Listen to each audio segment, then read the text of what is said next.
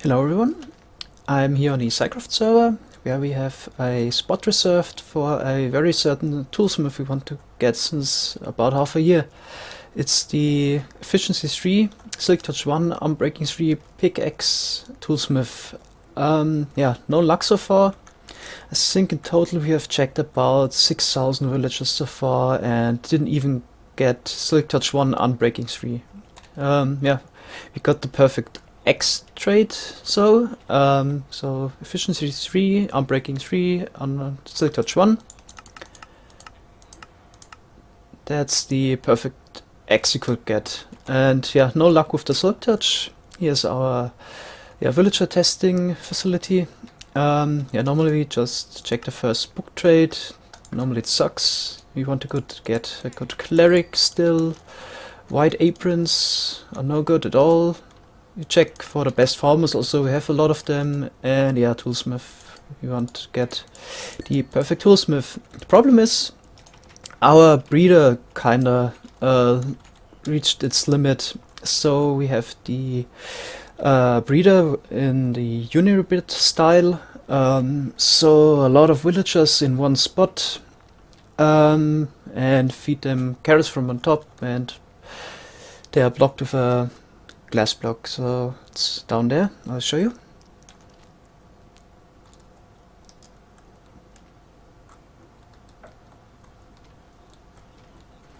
So yeah, in total we have about 65 villagers in there, and they are fed with 20,000 carrots and potatoes per hour. But the output is kinda disappointing. That looks a lot.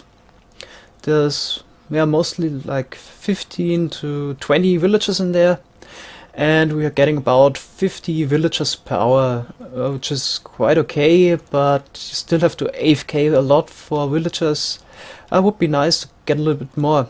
And what's disappointing about this is when we had just 20 villagers in there, the rates weren't that much slower, so we got about 40 villagers per hour, and with the 65 it's not much better, so we are not called SciCraft without a reason. So I checked why this isn't as efficient as I was hoping it to be. It's a few days later and I've done a lot of testing. So I built up a breeder in a single player world and checked the amount of villagers I get with this unibit style breeder. And I got some weird test results. So no matter how many villagers I put in there, I got about 15 new villagers per hour. Didn't matter if I would put 10 in there, or 20, or 30, or 50, always got about 15. So the values were between 13 and 17. Yeah, then next step was building the original unibit breeder. I followed the tutorial and the results were the same. Yeah, last step. I used his world download and checked directly. So my method was to kill the villagers directly. As soon as they step on this pressure plate, there are commands that would kill the villagers and keep track of them. And I always tested it for 1 hour with a tick speed mod. I used QETech's tick speed mod. I also did a check with real-time speed and 1.87. The results were the same, so the tick speed mod doesn't influence the test results. Anyway, with his breeder, I got with 40 villagers and not killing them directly, so let them grow up and drop into another pressure plate, which killed them afterwards. I got 28 with 40 breeder villagers. So that's not as much as unibit claims it to be. I tried to ask him if he knows the what's going on there, but he didn't answer. So apparently this breeder works good with a small scale, but not for a lot of villagers. So if you put 10 in there, you get 15. That was the result with all of my tests. But you don't get, for example, a 60 if you put 40 in there. And yeah, the food supply was unlimited. Yeah, so that was the main result from testing unibit's breeder. So as a next step, I wanted to know how many new villagers I get with a pair of breeder villagers. So I was standing next to it, so the new baby villagers would sooner or later drop through those iron bars because there's a player standing next to it. This wouldn't be a good design for a breeder, because if the parent breeders don't move, the baby villager would never fall down. But yeah, just for testing, it worked fine. So I tested this for 10 hours and got 63 new villagers in 10 hours. That's 3.15 per breeder villager. So for a comparison, with Uniripid's breeder and 10 breeder villagers in there, you get 1.5.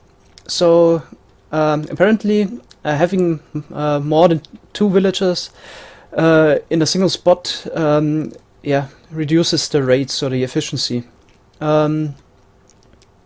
I also tried to put a third one in there. I tested this for 1 hour and I only got 7 new villagers in this hour. So I think it doesn't make sense to have more than a pair of single villagers if you go for the maximum efficiency. So following the test results, this is the breeder I designed for the server. So we have in total 32 breeder villagers which are paired up. The test results were that I got about 85 to 90 baby villagers per hour. So that's almost 3 new villagers per breeder villagers, which is very close to the perfect rates which I got with a single pair of villagers. There's also disadvantages of the system. So it wastes carrots, because if a new baby villager appears, the parents would share food with him until the baby villagers are pushed off by those pistons, which happens every 3 minutes. So the food is distributed by those droppers that are fed by those hoppers with a simple water stream. Yeah, because we have so much carrots and potatoes on the server, we can really waste it. It's just a very simple distribution system. You could use a minecart to distribute it equally. And we're shooting out 12 carrots every 3 minutes, which is just too much, but still we waste them anyway. So yeah, food wastage is not an issue for our server. That's why we went with this breeder. So back on the SciCraft server at our trading hall, in the back you can see our silos. We have 12 of Uniripid's potato and carrots farm on each side. So on the other side we also have 10 of those farms. So one farm produces about 1070 carrots or potatoes per hour. So we have really enough of them to feed our breeder. And yeah, it's down there. So I build it up. The breeder villages are transported to the sorting system for the villagers. At the moment it's shut off. So, and over there I built a second one. The reason is that I built a separate one with a separate village over there was that there's also a limit apparently for breeder villagers per village. So when I built 2 of those breeders in near a single village, I got 130 new villagers per hour compared to 170 when I built 2 separate villages. So that's why we built a separate breeder with a separate village. And at the right you can see how many villagers I sorted since those breeders were built. But good news, we finally got our perfect toolsmith. So yeah, let's head up and show it to you. Yay! That's our hands-free minecart elevator. I think I haven't done a tutorial on that one. Maybe I'll do that next week. Yeah, so let's head over. And here it is. Finally, our perfect toolsmith with the perfect pickaxe took us long enough. We had to check for about 7,500 villagers just to get him. It's not really worth it, to be honest, because we have such good XP farm. But I guess it was just the challenge to get him finally, and it's just nice to have. Yeah, that's all for today. Have a good day. Goodbye.